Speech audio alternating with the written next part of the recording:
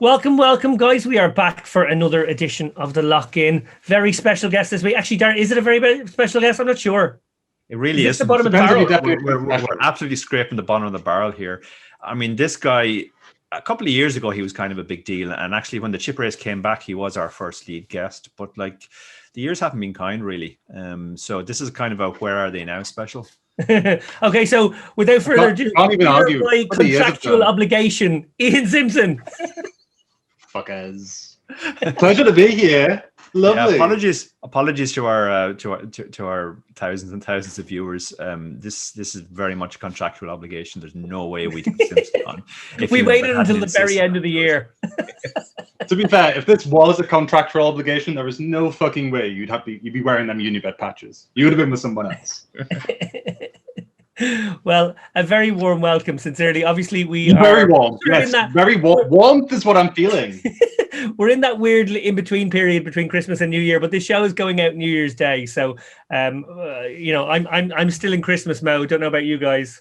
Definitely in fucking Christmas. What's this Christmas everybody keeps talking about? I don't really get what that is. It's the time of year, Dara, where we all drink and you take everyone's money at the poker table. Yeah, there was the last few weeks. There was one day there, I think it was the 25th, maybe I'm going to say, where like almost nobody was playing online. I just couldn't understand what was going on. Could have been that, yeah.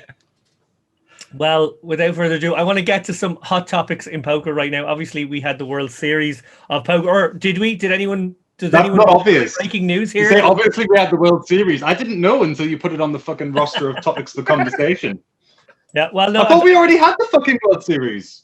No, we had to have a second go. We don't like that lad Stoyan. I mean, it's that year where everything never happens and also keeps happening. It's just you can't really tell the difference. Well, look, Joseph Hebert won the domestic leg of the WSOP Main for 1.5 million just a few days ago. And on January the 3rd, he will face down Damian Salas, heads up for the title and an extra $1 million. Damian, of course, won the international leg a few weeks ago in Rozvadov. He also got about 1.5 million.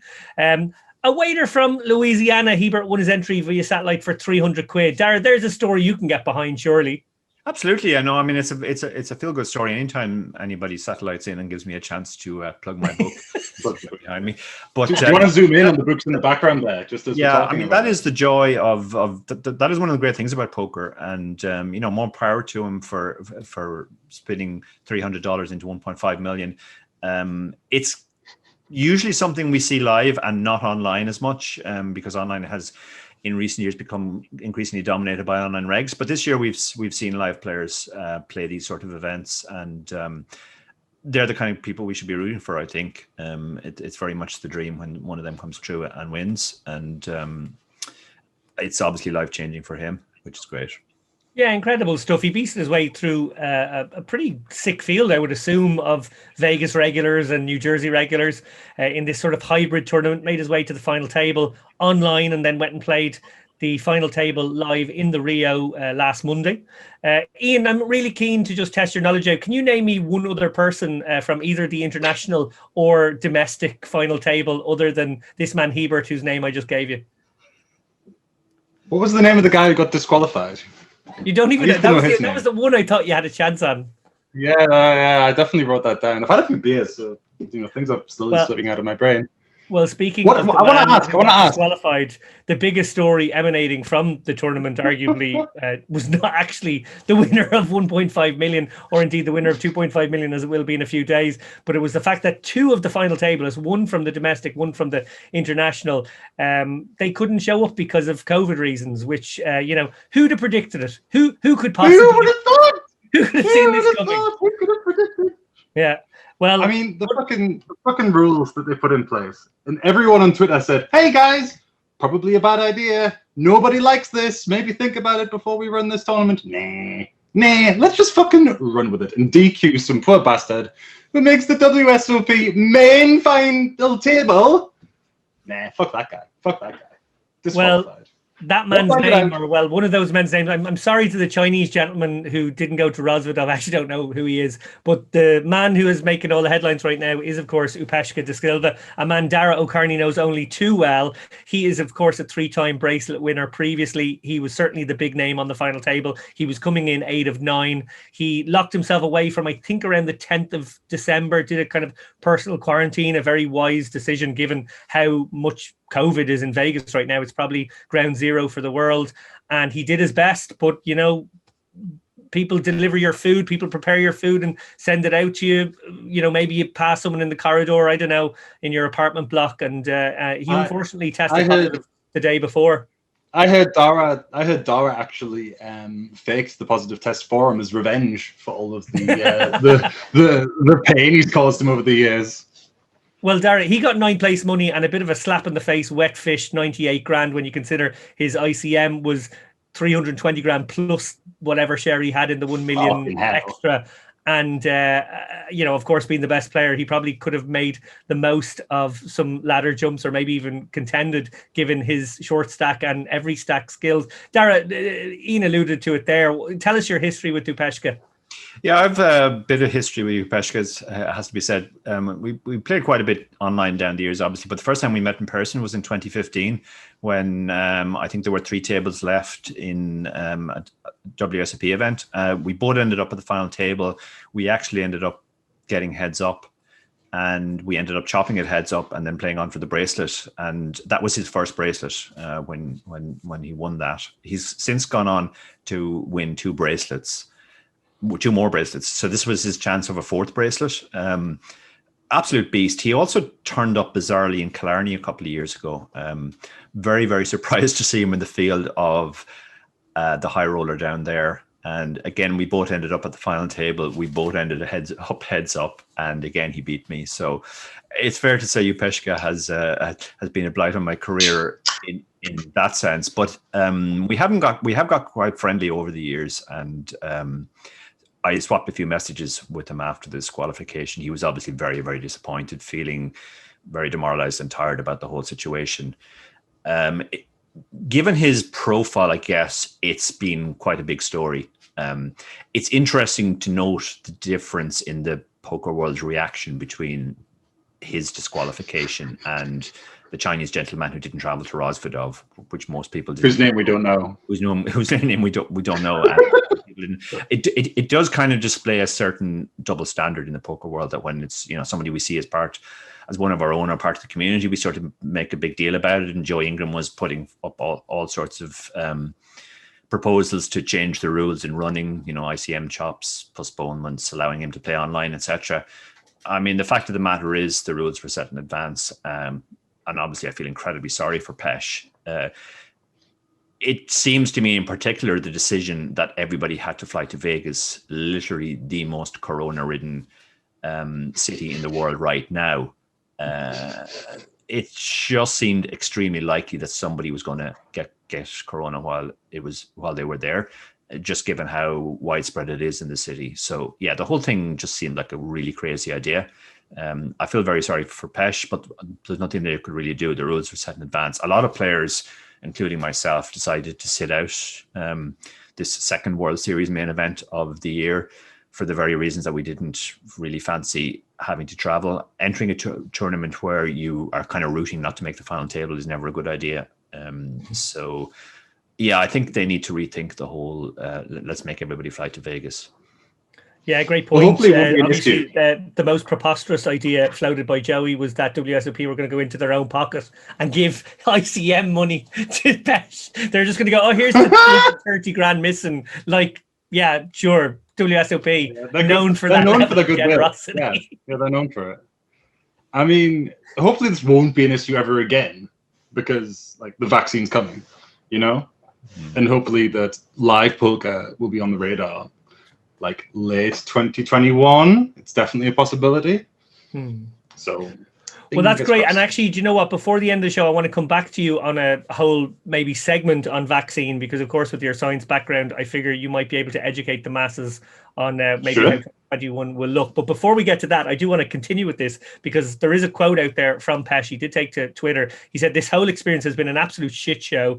I know I'm drawing slim for options," which it turned out he was, "but I want to get this story out at least about how it was handled and the protocols that were put in place." Well, pretty much echoing Dara's sentiment there. People like Kenny Haller chimed in as well, basically saying the same thing, and kind of what we all should really land on, which is that everyone knew the rules, everyone went in knowing the same risks, everyone had the same chance of like the person they meet on the final table not showing up just as much as maybe they couldn't.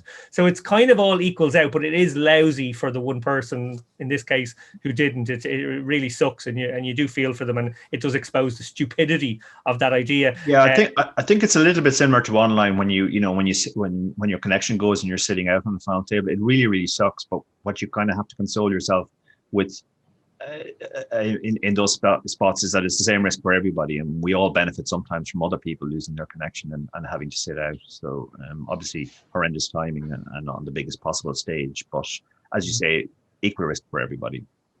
Yeah, and echoing that, Olivier Bousquet took to Twitter as well, our guest from the last chip race episode. He said, "I didn't play the 10K fake main event, and one major reason was because I wanted to avoid this possibility. The idea was ridiculous and the state of rules were terrible, but they should not change them now under any circumstances whatsoever. Unfair to everyone who saw this coming." Yeah, I don't think anyone's going to be disagreeing with that one at all. Let's move on from that rather unfortunate story to the rise of PKOs. Another just seamless segue to giving Dara an option to point at one of his other books. The rise of PKOs. Listen. Dara's printing enough money. No, Ian, I'm going to have to interrupt you because unless Dara speaks, his shilling will not even be registered by our cameras right now. Yeah, I know. I have to be holding this book, which is available. One of there's a couple of interesting things for me about the rise of PKOs beyond what I've said already. The first thing is that Ian Simpson, who you might think that this format was made for, is absolutely shit at PKOs. He's absolutely terrible. And so he's so bad that I get messages from people almost every week asking me, why is Ian Simpson so bad at PKOs? He should be really good at this. He normally knocks out half the field in a normal tournament as he luck boxes his way to an Irish Open or whatever. Why is he so terrible at PKOs? But I think part of the reason is, and you might remember this too, David, our good friend Chris Dowling a few years ago said that he hated re-entries because even though Chris's game is very much a pressure game, he said that people have to fear getting knocked out for that to work. And if it's a re-entry, they can just go and re-enter, so they call him more. I think there's a kind of a similar thing in PKOs. People are more incentivized to call, so that probably affects people like Ian's game. I don't know that impacts me a lot. Yeah, I really need folds with my VPIP. I really need folds. So yeah, that is a problem. Well, guys, look, with Dara's fucking. Can I have a go? You let me have a mic. No. You don't get enough time. See my face while we needle.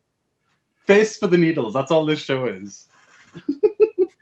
Well, look, Unibet PKO Series coming up in January. Party, I know of it. PKO Series coming up. There have been numerous PKO Series on Stars, and they're more expected in 2021. Dara, we've talked a lot about the popularization of this format. How much do you think, though, is about that instant gratification of the immediate sexy moment of getting that knockout versus maybe a more complicated idea, which is that players are starting to cop onto the fact that it's a cooler format if you're looking for a kind of less solvable space where players who maybe are better than you or players who are full-time have perhaps less edge, or at least for the moment until this game gets a bit more evolved in its strategy, have a bit less edge, and those players feel like they have a better chance. Yeah, I think the second point is actually a huge plus for the ecosystem, the money getting spread around more. And in a lot of cases, a lot of the top players actually won't play PKOs because they feel that they don't really know what to do in them. When we spoke to Marky Mathis, he said that he didn't play PKOs for that reason, that he felt there were a lot of spots where he just didn't know what to do, and that would be a lot of his edge. So he was sticking to Millis. Neil Farrell made the same point to us. So that means the fields are sort of inherently softer anyway.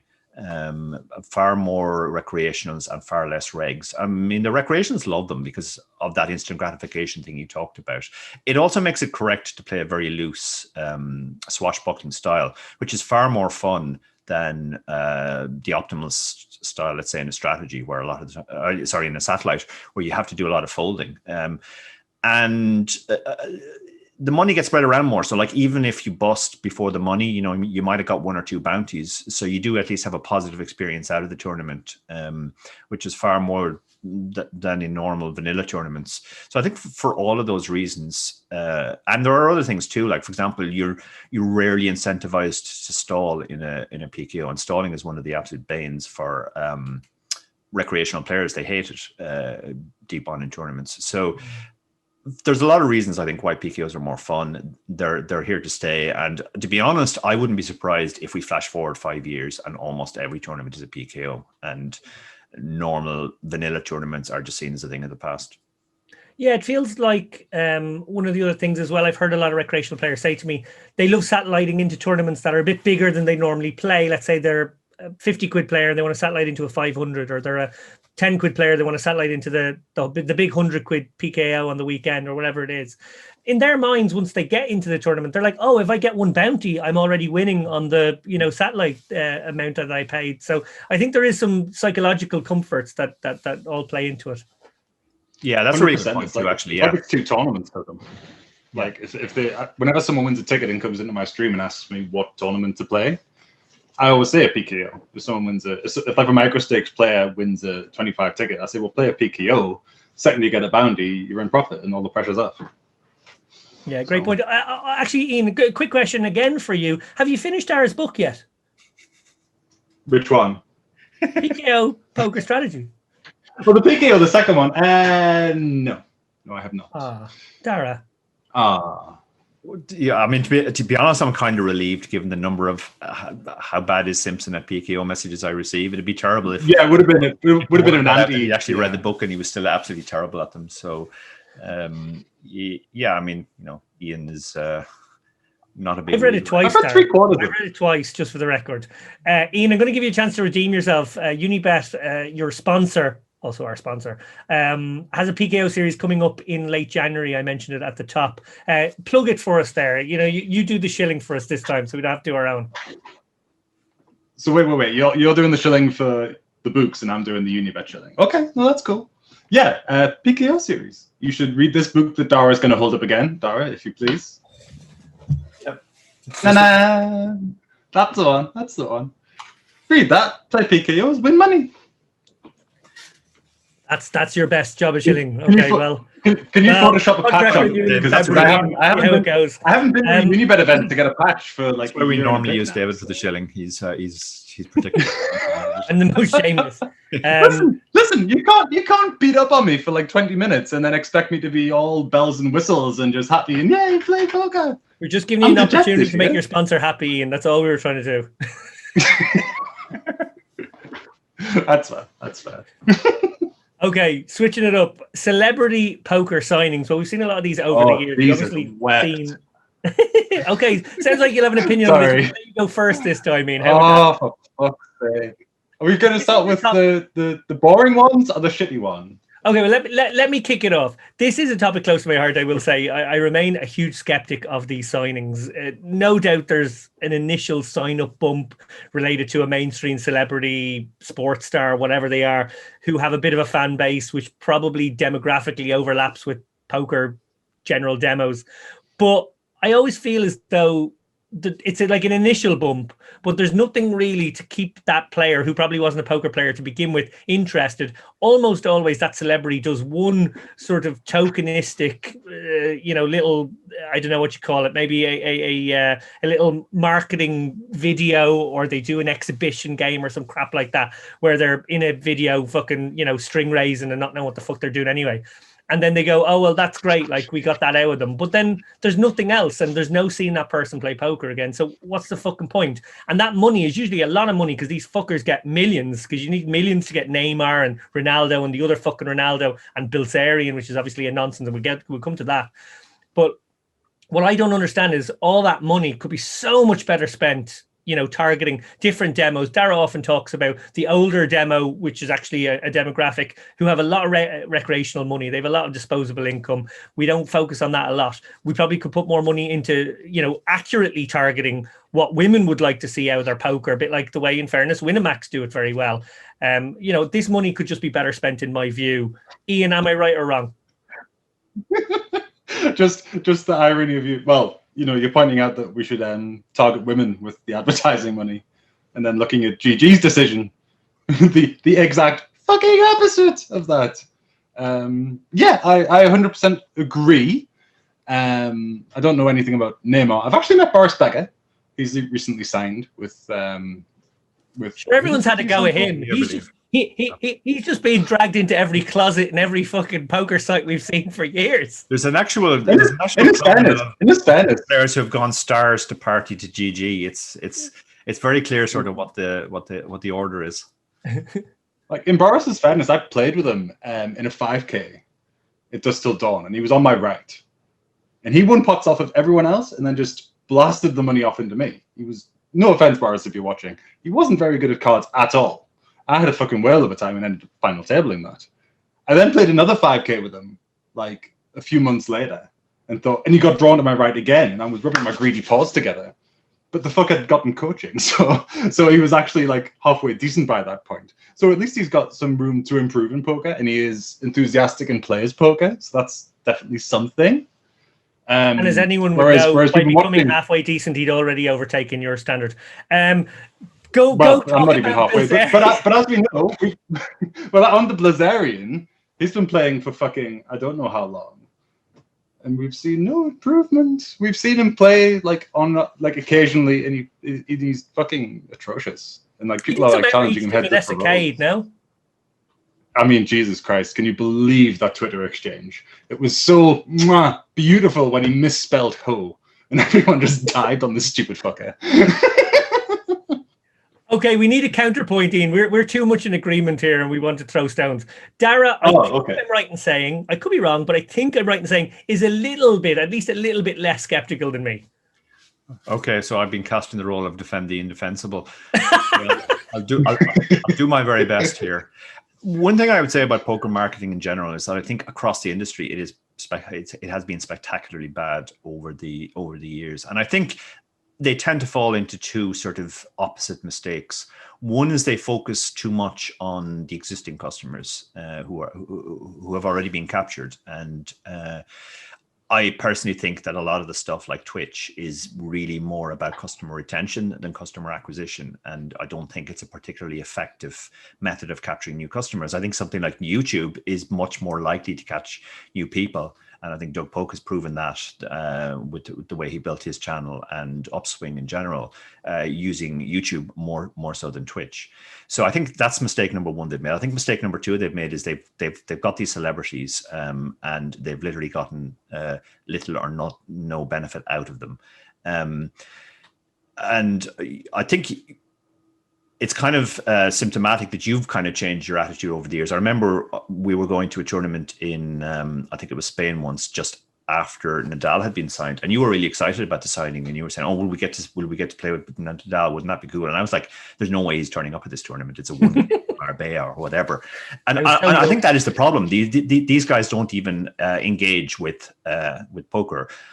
I mean, whatever amount of money Stars paid to Nadal wasn't enough to get it even onto his Wikipedia page, for example. If you went onto Wikipedia to read about what Nadal was up to, there were lots of things outside of tennis, but poker wasn't one of them. So I agree with you on those points and those types of signings. However, I would make an exception for some of the guys. I think when you're going into a new market, for example, Brazil, it makes perfect sense to sign a Brazilian footballer, because there are a lot of people in Brazil who, because poker is completely new there, haven't heard about poker yet. So I think when you sign somebody like that, you can actually get eyes on poker. And I do think that some of the Brazilian football signings were actually more genuinely interested in poker, and it was a bigger part of what they did, and they put more effort into promoting it. So I think we have seen an explosion of growth in Brazil, and I think that's partially down to those celebrity signings. I think that was a good decision made by the sites at the time. They got the right type of people, it got eyes of new people. The problem is when you're in an existing market like the UK or the US, everybody knows about poker already. They've kind of made their mind up. They're not going to suddenly change their mind to play more poker just because Kevin Hart signed or Boris Becker or whoever. The other exception I would make, and this has the potential to be quite controversial, but I do actually feel that there's probably more benefit to signing someone like Bilzerian than a lot of the other celebrities. Leaving aside, obviously, the unsavory aspects of his persona, there's no doubt he's a big name, and there's no doubt that he's a big audience on places like Instagram. And if poker features more heavily in his content, there's a possibility you'll get people who are kind of fickle towards poker at the moment to actually give it a try. It's also the case that Bilzerian, while not a great poker player, is genuinely well known for playing poker.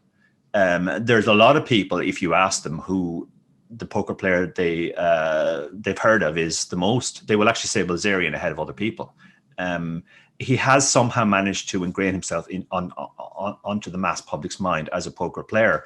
So I think signing somebody like him can get the attention of sort of the wider public onto your specific site, which presumably is the purpose of GG signing him. So yeah, that's basically my counterpoint.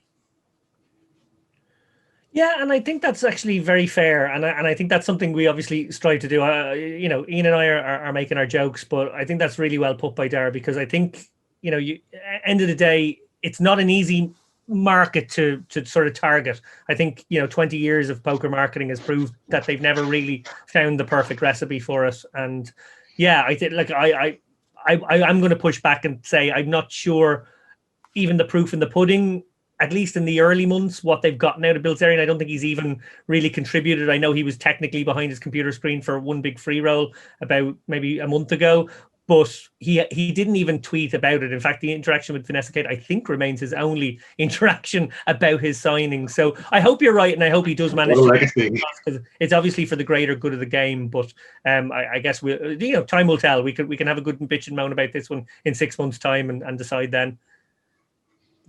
Yeah, I agree. I mean, the proof will be in the pudding. I think we were all optimistic about some of the previous big signings, and now we're a little bit browned off, let's say, because we've seen so many of them essentially have no impact at all. But it's just been money down the drain, which could have been just. This is the other thing, like invested money so many better ways. Yeah, this is money that could be spent in in other areas, marketing the game better.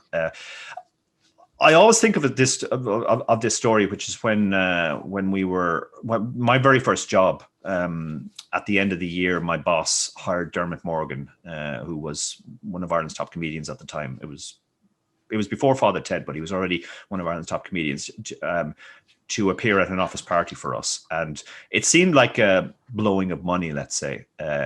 But his point was, well, I had this money to spend and I had to spend it on something. And I really wanted Dermot Morgan at her office party. And I sometimes wonder if that's an impact when people sign things as well. The people in Stars who get to sign Kevin Hart get to hang out with Kevin Hart at least for a little while around the signing. So, Dara, are you saying Cat Arnsby just wanted to meet Magnus Carlsen? Is that what's happening there? No, I think that's the only reason the three of us are still there, to be honest. And she just wanted to meet us. Oh, yeah. That's so nice. Yeah, that's not the reason. 100%. No. She can go for drinks for us anyway. She has to tolerate us as work colleagues now. Yeah, she's probably a better ambassador for poker than any of us actually herself. So yeah. Fair play. Can we edit that out? We've got contract negotiations coming up. All right, let's put our best foot forward here. Yeah.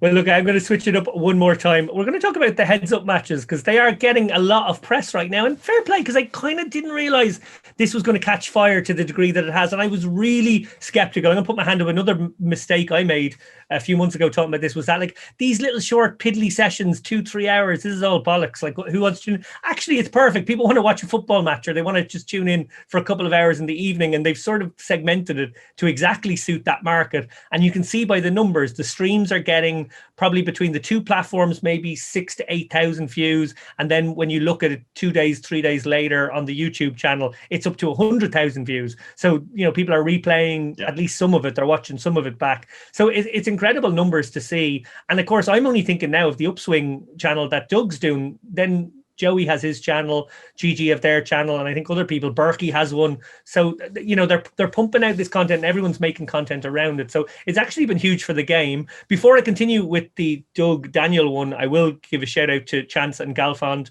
two lads who were on our show this year.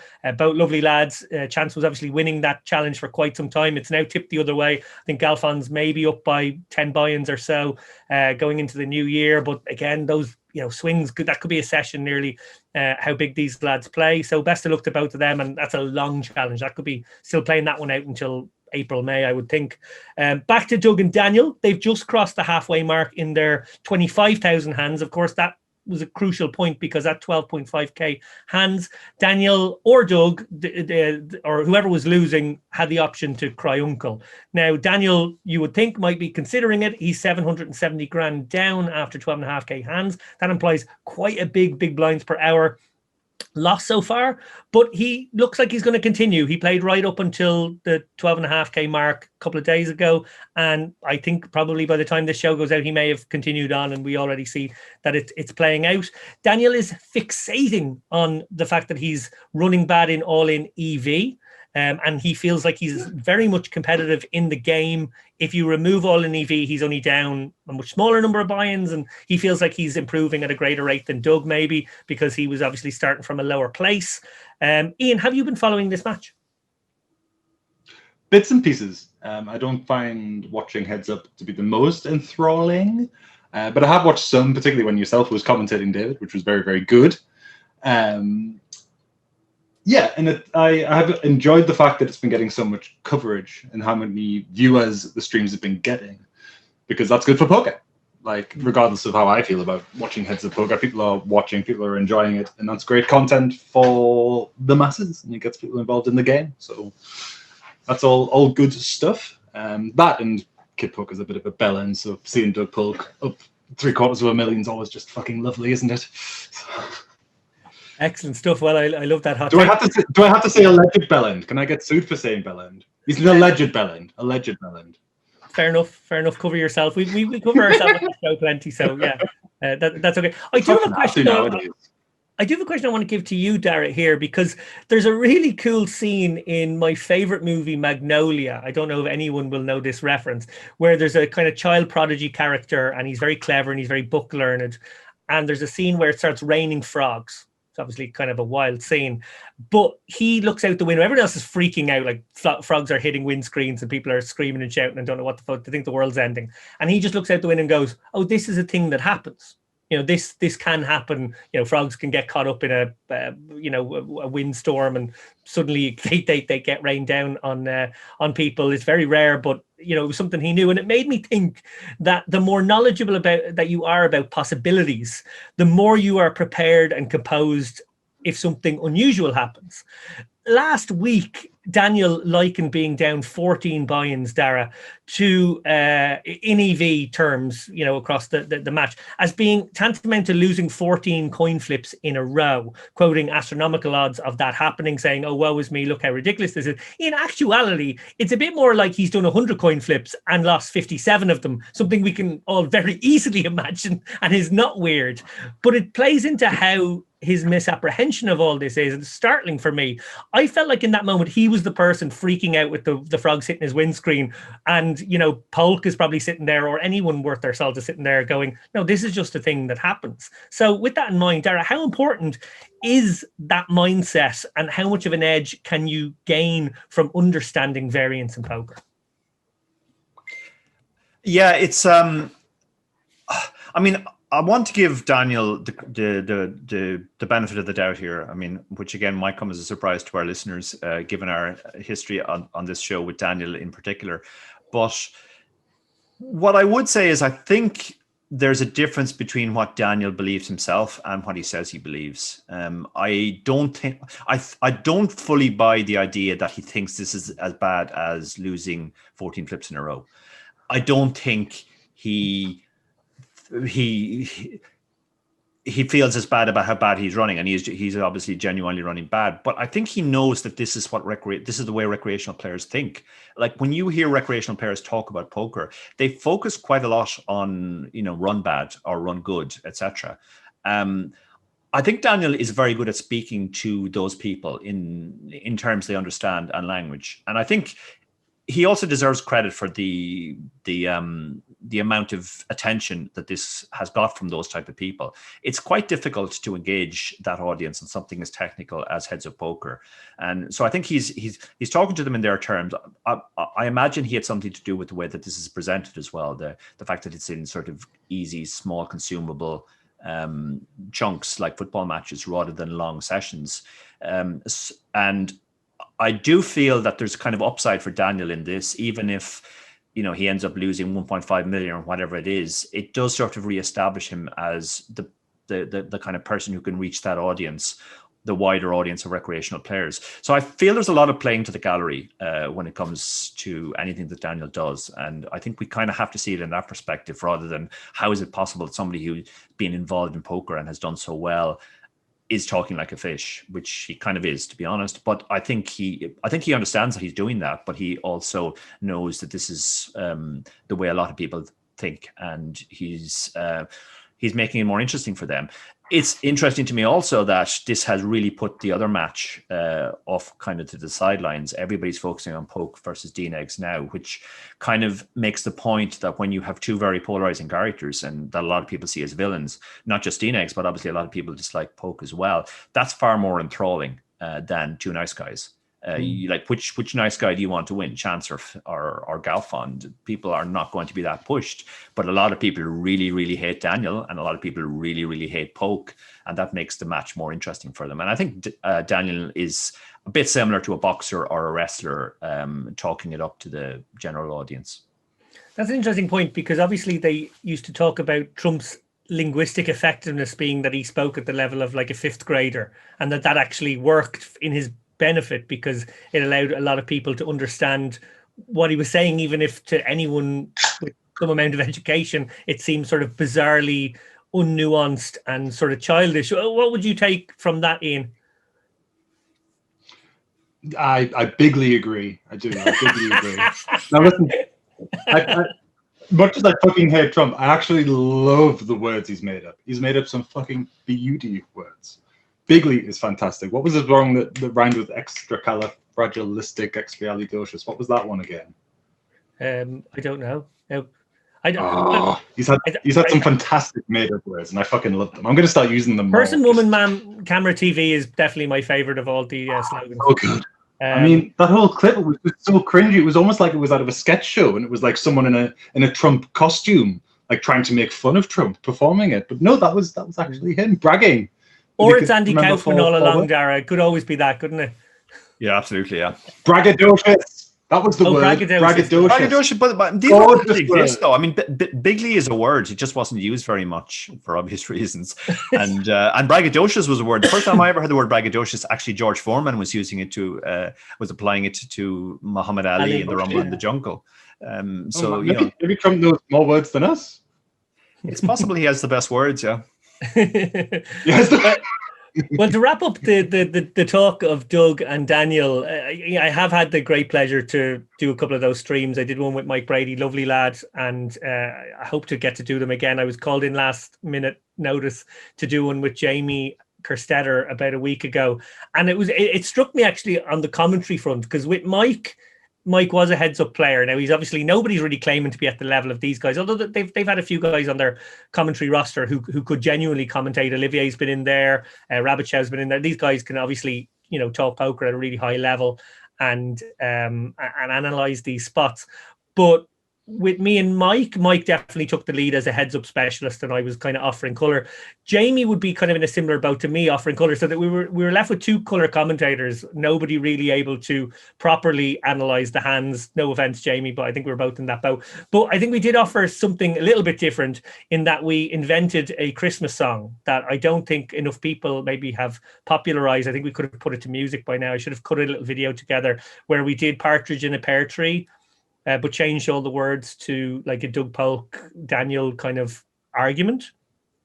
So it was kind of like, you can imagine it's like, more rake is better, blackface is funny, 2 settled lawsuits. And then, to be fair to JB, there was kind of a lull and people were piling into chat. And then she just came out and she went, and a car in a handicapped spot. Yeah. Well, I mean, I think people definitely tuned in just to see you guys talk about Dean Eggs and unleash all of your your anger on him and Roth rather than your analysis. I mean, anyway, you can't see the whole cards, so it's like, okay, we can maybe talk about hands after the event, but that doesn't really make a lot of sense. We can talk about ranges, which is kind of, most people are, their eyes glaze over as soon as you start talking ranges, and because somebody's just check raised the turn. So I think the commentary was very good. You guys were a great combo, and I'm surprised you didn't actually put that video together, because you put so much time into. And that could have been Christmas number one, and literally right. His worst moments to rub in his face, to the point where he's now referring to you as Dick Napkin. Dick Napkin at your service. Yeah, I had to give the line. Was it? That's a good nickname. I'd rather be a Dick Napkin than a Kid Poker. I've said it again. Yeah. Okay, I promised this would happen, Ian. I promised you.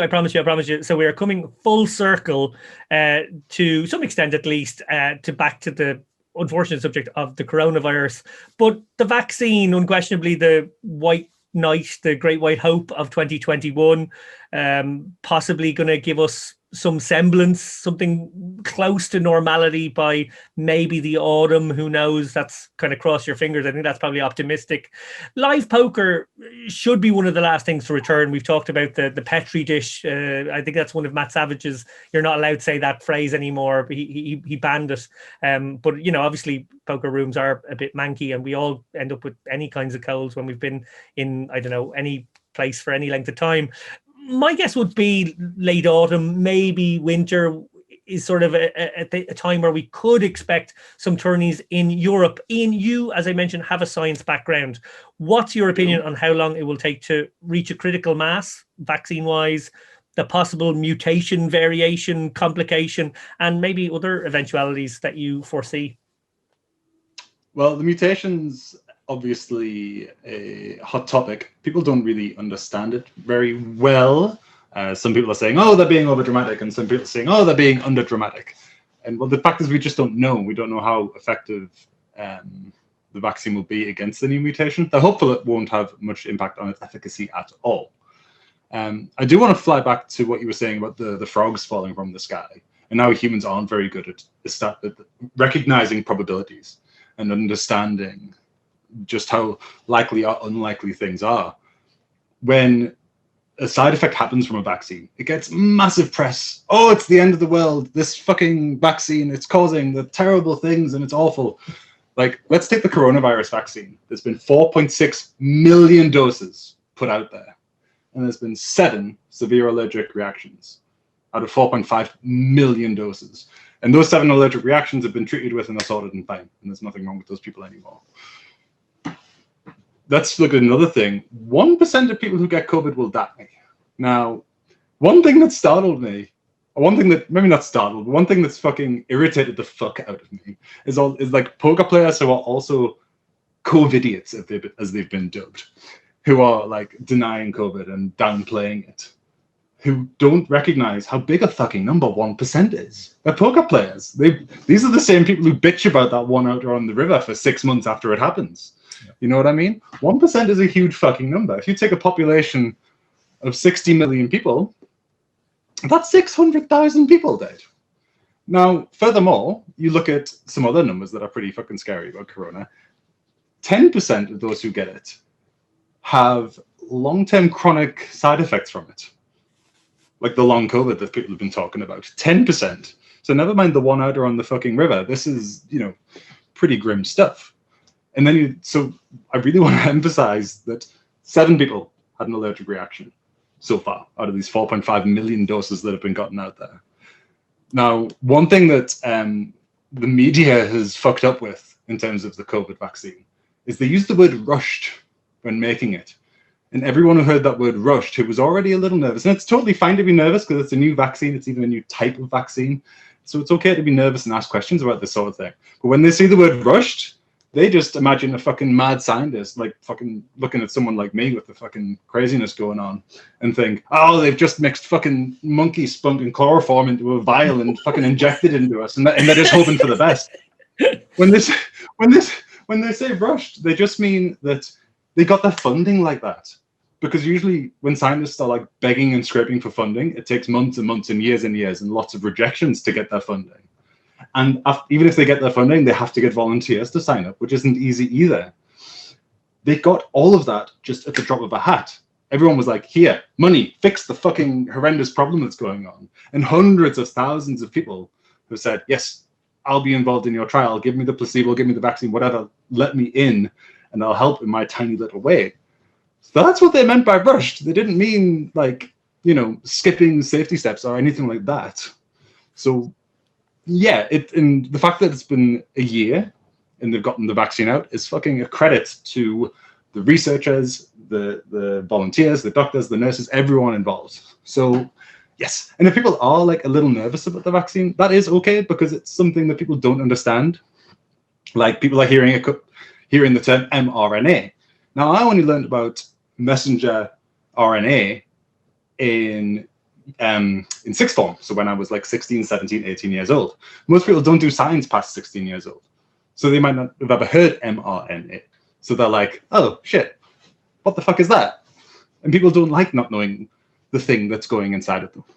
So it's okay to be a little nervous about something. mRNA, so DNA is a blueprint, right?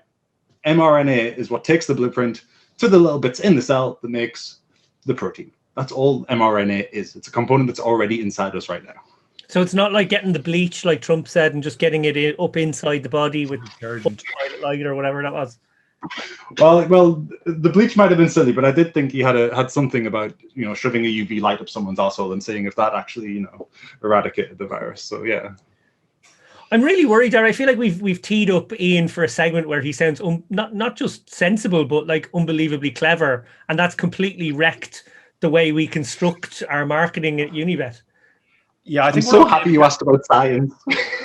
I think we're okay because he didn't wear his white coat, so I literally couldn't take him seriously. And I suspect there are a lot of our audience like that too. I watched a very good thing last night, The Death of 2020 or something it was called. It was made by Charlie Brooker. It was sort of an amusing look back at the year. And they did this amazing segment where when the scientist was talking, they cut to more interesting visual stuff that had very little to do with what he was talking about. And I think we probably would have had to do that to make that last segment engaging. That said, I mean, I would pick up on a few points that Ian said. I mean, I agree definitely that people interpret numbers very, very poorly. That's just a flaw in the human brain. 1% kind of sounds like 0% to a lot of people. It's kind of the same. Yeah, I think if you said to most people, go into that room over there, and they said, why? And you said, well, one person's going to be selected at random and killed. Nobody would want to go into that room. No matter what. That doesn't sound to be an upside. What's the upside of going into the room? Yeah, and there's going one on chocolate in the Christmas box of Quality Street. There's one poisonous chocolate. Exactly. Yeah, people would stop buying that chocolate, and if there were an additional 10 chocolates that gave you serious long-term lung damage, people really would want to buy that box of chocolates. But yet, people, it's there's a weird disconnect there in the way that the human brain interprets numbers, but. Yeah, certainly the vaccine is our big hope now. But, if there's a lot of people who don't take the vaccine, that's not, it's not going to be as effective. So to be fair, it would be very, very sad if, science has really pulled out all the stops and done an amazing job to get us not just one vaccine, but several vaccines which appear effective. And then people taking the, oh, well, I don't really know what it is, so I'm not going to take it. I'll take my 1% chance of death, please. Then, you know, that's the virus could be with us for years and years and years. Whereas if everybody took it definitely will be. Yeah. But I don't think that people will turn down the vaccine very much. The people who are anti-vaxxers are just very loud cunts. Most people are sensible. Most people understand, at least to a degree, that vaccines are a good thing. And if you look at the vaccine numbers, it's funny how there's a discrepancy between who gets vaccinated in England and who gets vaccinated in America. In England, vaccine uptake is very, very good, very, very good. And we have the NHS.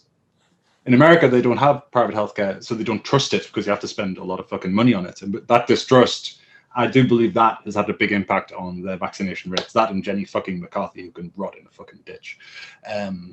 So yeah, it's very interesting that the discrepancy in numbers. I do think there's a correlation between the two, and I think it is, you know, legitimately caused by the distrust of it. But another point I want to make is that people distrust Big Pharma. Now, one thing we can all agree on is that Big Pharma fucking loves money. No matter what you, everyone knows that Big Pharma fucking loves money.